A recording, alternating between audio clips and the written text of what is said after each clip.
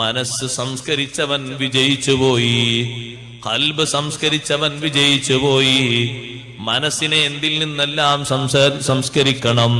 അൽ അഖായിദുൽ ഫാസിദ, ദുർവിശ്വാസങ്ങളിൽ നിന്ന് മനസ്സ് സംസ്കരിക്കേണ്ടതുണ്ട്.